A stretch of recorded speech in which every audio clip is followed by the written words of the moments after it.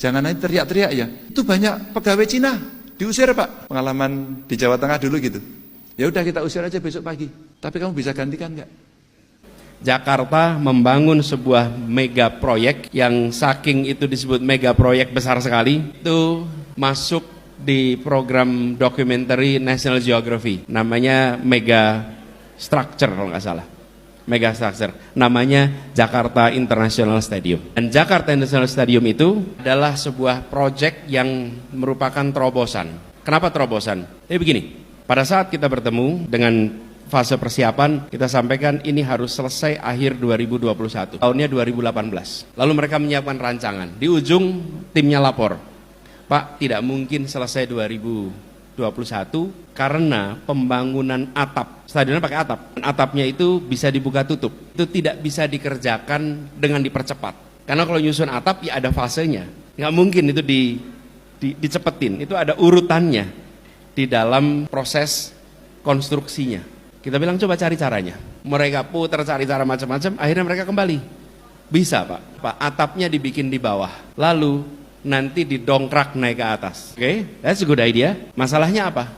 Masalahnya gak ada yang pernah mengerjakan. Karena beratnya 3.400 ton. Ekivalen ngangkat 2.400 mobil Kijang secara bersamaan. Bayangkan 2.400 mobil Kijang dijejer, diangkat bersama-sama. Equipmentnya harus ambil dari Timur Tengah. Itu kren-kren besar di Dubai, Abu Dhabi, itu harus disewa semua. Karena kren-kren itu khusus untuk mengangkat konstruksi raksasa. Pertanyaannya, should we take the risk or not? Dan kita bilang, bismillah kita ambil risiko itu. Kemudian dibangunlah di bawah, lalu setelah itu selesai dinaikkan ke atas. Proses mendongkraknya itu 72 jam, sampai akhirnya terpasang di atas, rapi semua, terkunci. Dan itu semua dikerjakan 100% insinyur-insinyur Indonesia. Dan sekarang dunia terkagum-kagum dengan proses pembangunan ini.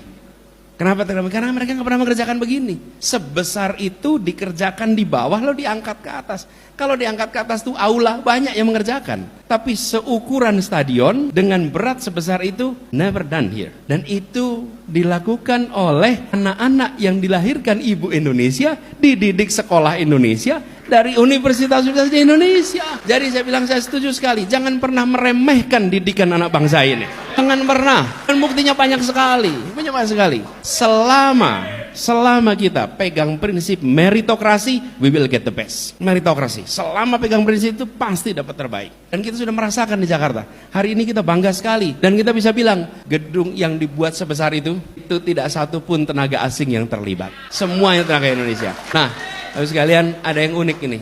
Para pekerjanya di sana, itu mereka adalah konten kreator semua. Tanpa kita sadari. Siapa? Buruh-buruhnya. Buruh-buruh itu, kalau pada hari-harian itu pada rekaman. Saya sedang ngerjain ini stadion gede, dikirimnya ke kampung halamannya. Jadi mereka saking bangganya mengerjakan proyek ini, mereka membuat konten-konten dikirim ke kampung-kampung halamannya. Mereka bukan yang engineer papan atas, mereka pekerja kasar di bawah. Tapi apa yang terjadi? Itu yang namanya kebanggaan atas sebuah proyek yang dikerjakan anak bangsa. Dan itu menular, bukan hanya yang di atas, semua yang di bawah pun merasa, this is mine, this is ours, ini punya kita. Teman-teman sekalian, Bapak-Ibu sekalian, semangat itu yang harus dikembalikan di Republik ini. Ketika kita melihat proyek raksasa dibangun, pada saat ini kita harus mengatakan, kok bukan kita yang mengerjakan? Kenapa kita hanya jadi penonton di tanah kita sendiri? Inilah perubahan, sudah saatnya kita kerjakan itu sendirian.